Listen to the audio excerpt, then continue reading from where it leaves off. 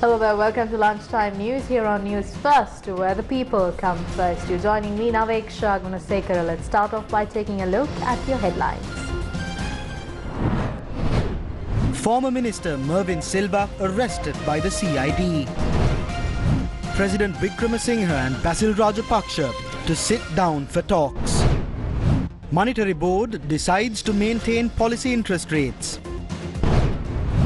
A medicine shortage at the Ladyridge Children's Hospital.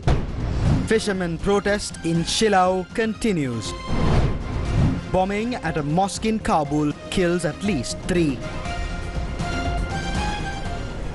On your top story this afternoon, former Sri Lankan Minister Mervyn Silva was arrested by the Criminal Investigations Department today.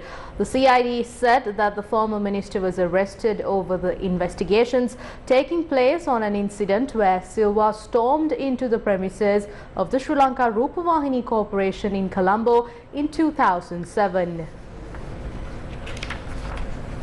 In more local news, the Monetary Board of the Central Bank of Sri Lanka decided to maintain the standing deposit facility rate and the standing lending facility rate at their current levels of 14.50% and 15.50% respectively.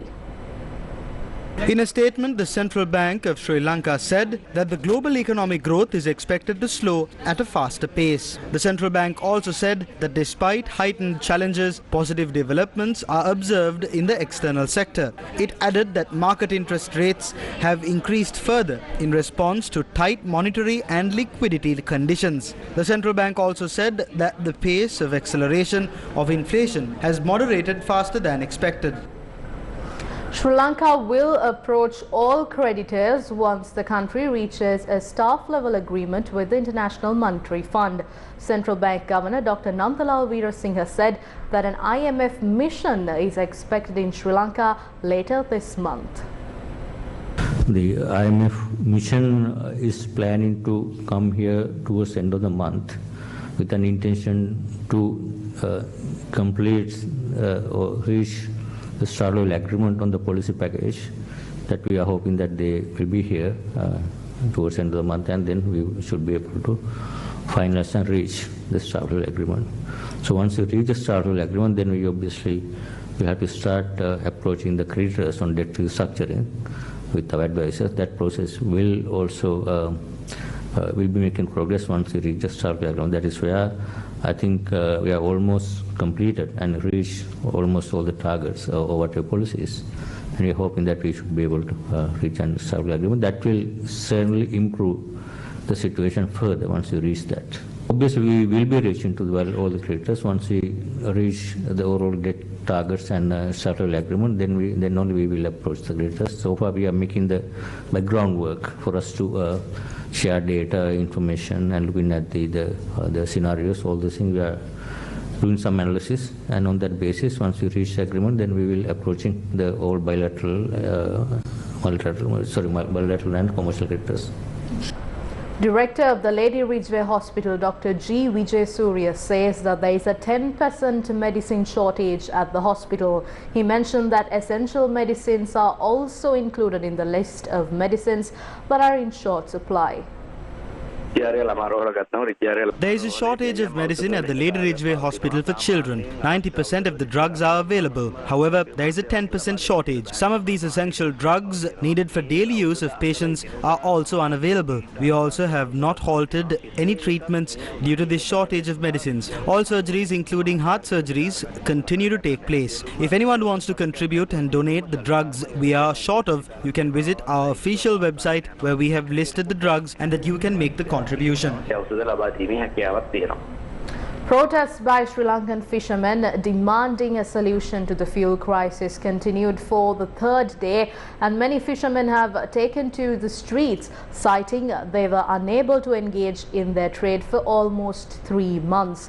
The protest in Shillong forced the closure of one lane along the Colombo-Shillong main road. Sri Lankan fishermen are protesting, citing one demand, that is the provision of sufficient kerosene to power their boats so that they can set out to sea. Fishermen from multiple fishing communities located across the country engaged in protests today. These fishermen lament that the absence of kerosene to power their boats had forced them to stay on land rather than set out to sea. Onion farmers from multiple farming communities in Sri Lanka allege their cultivations are at risk of being destroyed due to the shortage of water. Sri Lankan farmers from Galin Binduru Wever, Hurulunika Wever, Kammanna Ulpota, Ratmal Vatiya and Garandia Ulpata have opted to use well water for their cultivations with the hope of powering their motors with diesel and kerosene. Many cultivations are at risk of being destroyed due to the shortage of water, as farmers are unable to water their crops due to the lack of access to water sources. Farmers say that due to this, they will have to abandon their farmlands.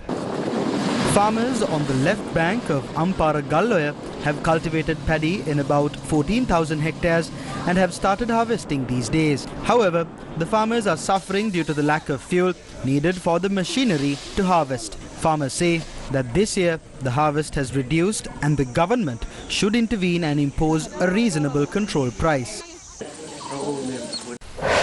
News First with the people.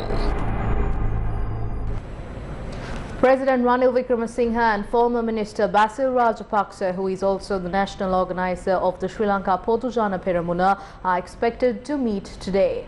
A senior spokesman of the SLPP told Newsfirst that the meeting is set to take place at the President's office. It is reported that the current situation in the country, as well as plans to implement a new government in the future, are amongst the topics to be discussed.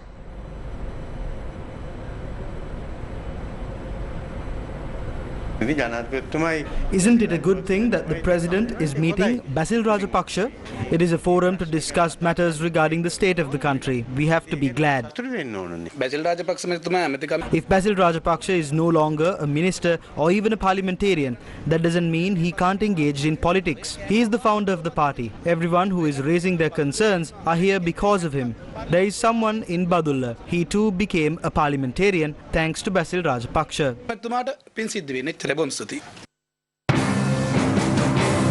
අපි මේ සර්වපාක්ෂික ආණ්ඩුවක් හදනවා නම් අපි අහනවා ජනාධිපතිවරයා. There is no proper plan for the all-party government. We have presented our agenda even as the opposition. There is no program from the government. The President has promised the Sri Lanka Podujana Peramuna that there will be no election for 2 years. We say elections should be held after a year. Some are waiting to get ministerial positions. Some have got ministerial posts, but none of us have. Even though it is in the newspapers, it is false allegations. There were 2 or 3 mentally ill people in the party. Those people are gone now. ඒ අය කවුද? ඒ අය තමයි දැන් ආණ්ඩු 5ක විතර ඇමතිකම් අරගෙන දිගටම අරගත්ත set එක. The Human Rights Commission of Sri Lanka said that a special investigation on the violence that took place on the 9th of May 2022 will be launched on Friday. Chairperson of the Human Rights Commission, retired Supreme Court Justice Rohini Marasinghe told Newsfirst that 5 members of Parliament will be summoned daily to the HRCSL premises from Friday to record statements for the investigations on property damage that was reported on the 9th of May 2022. The Human Rights Commission of Sri Lanka appointed an investigation committee led by a designated officer for this purpose. The chairperson of the Human Rights Commission of Sri Lanka said the HRC received more than 100 complaints on incidents of violence that took place on the 9th of May 2022 and the days that followed. At the same time, the Presidential Commission of Inquiry that was appointed to investigate the incidents of violence that took place in the country from the 31st of March to the 15th of May 2022 said it had received a total of 521 complaints. Commission Secretary Buwaneka Herat said that 107 complaints were received from the Gampaha district, while 88 complaints were from the Colombo district. 86 complaints were from the Kurunegala district district and 26 complaints were from the Kalutara district. He said that these complaints relate to setting houses on fire, setting party offices on fire, torching buses and damaging houses. Authorities have already started estimating the damage based on the reports prepared by the Government Valuation Department. This presidential commission was appointed by former President Gotabaya Rajapaksa to investigate and report on the incidents of violence, looting and murder that took place from the 31st of March to the 15th of March 2022. In addition, the special committee appointed by the President provides the compensation process for houses that were torched, has announced that the applicants to secure compensation must be directed to the Office of Reparations. Dr. Suren Batagoda, who heads the committee, told News First that the Office of Reparation had received around 15 complaints. Compensation will be made available for the victims following a valuation carried out based on the reports by the Government Valuation Department and the Sri Lanka Police. SLPP MP Nalaka Godaheva in a tweet says that he has been removed from the Committee on State Finance. He also points out that against a backdrop where even the opposition is invited to an all-party government, the policy followed regarding MPs who express their views independently inside and outside the Parliament is questionable.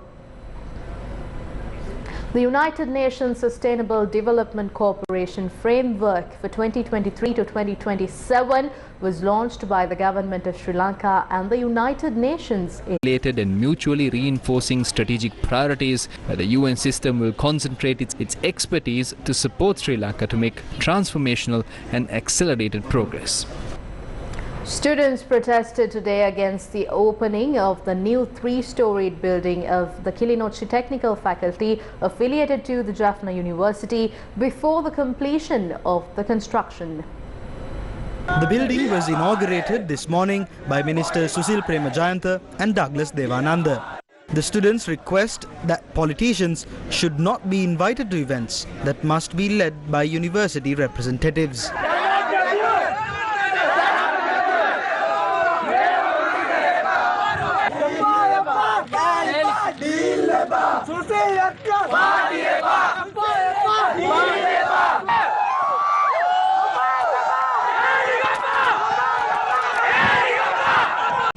And that's a wrap of lunchtime news here on News First, where the people come first. For all these stories and much more, you can visit our website www.newsfirst.lk. Thank you for joining. Have yourself a great day ahead.